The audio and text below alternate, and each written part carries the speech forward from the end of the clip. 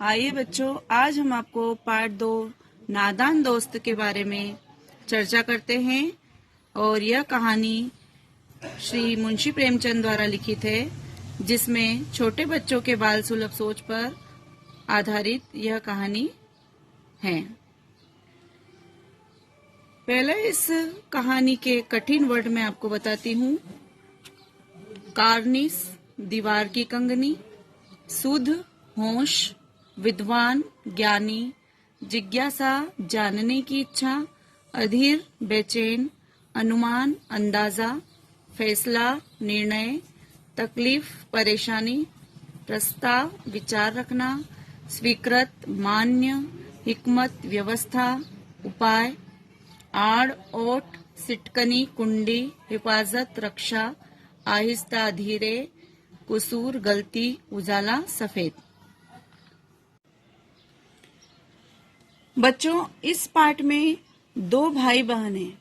एक का नाम है, भाई का नाम केशव और बहन का नाम है श्यामा। दोनों अपने घर के कार्निस पर रोज चिड़ियों का आना जाना देखते हैं। एक दिन वह क्या देखते हैं कि चिड़ियों ने उनके कार्निस पर घोंसला बना के रखा है।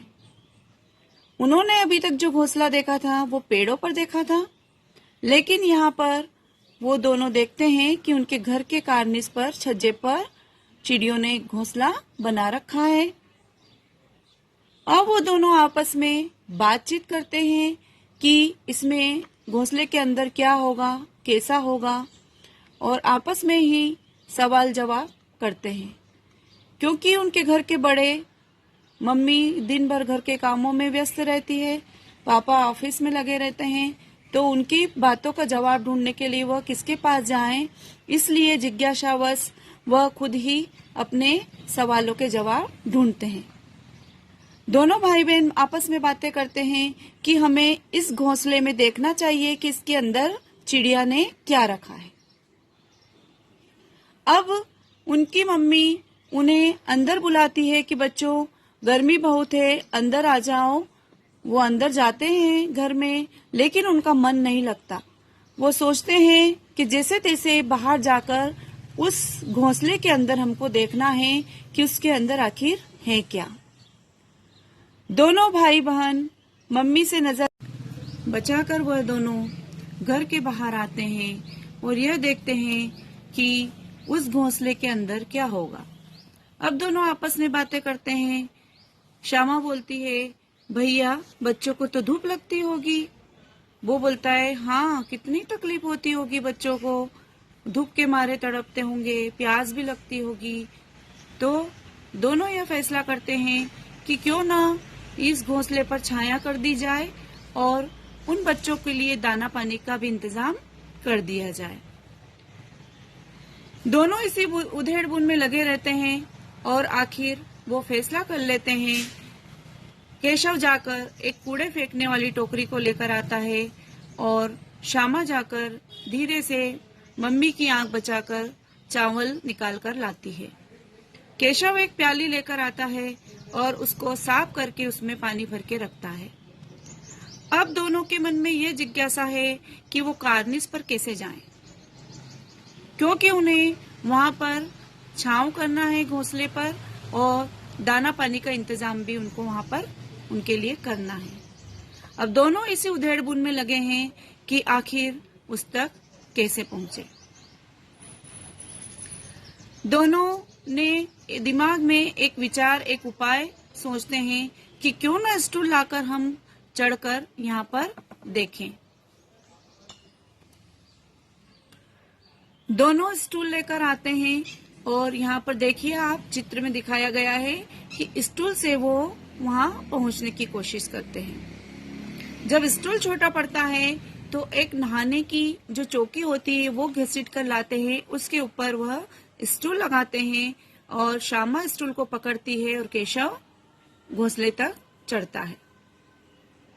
अब नीचे से श्यामा पूछती है, भैया भैया कितने अंडे हैं, वहां पर क्या है, आपको क्या दिखाई दे रहा है।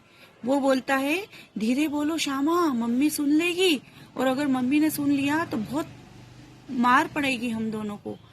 तो वो आहिस्ता आहिस्ता बोलती है और कभी कभी उसका हाथ ढीला हो जाता है।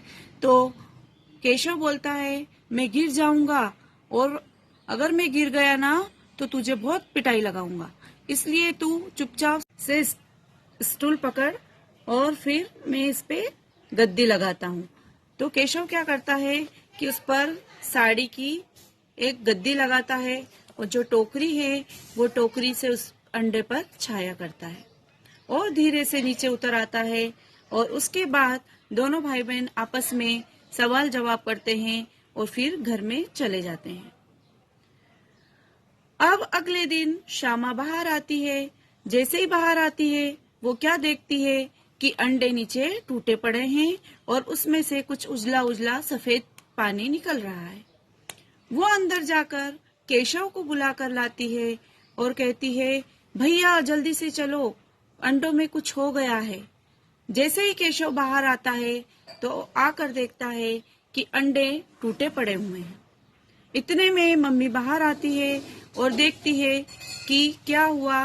फिर वो सारी घटना मम्मी को बताते हैं।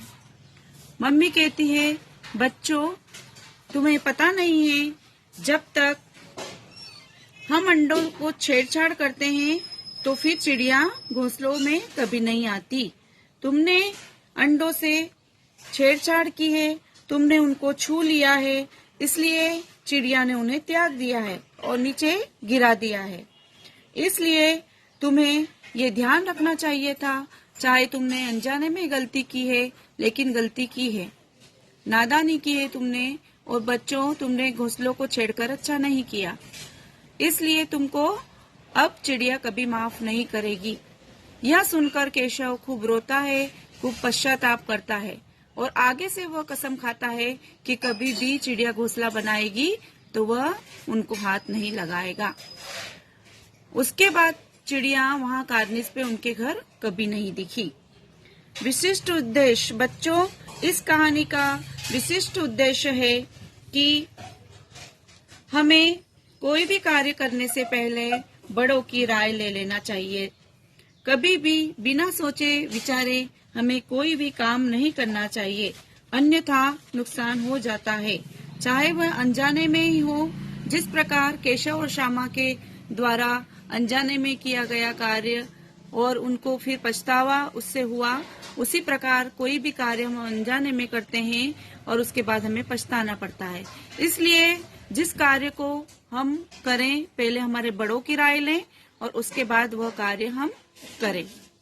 अब बच्चों आप पहले इस पाठ की रीडिंग लगाएंगे और उसके बाद आप इसके शब्दार्थ कॉपी में लिखेंगे।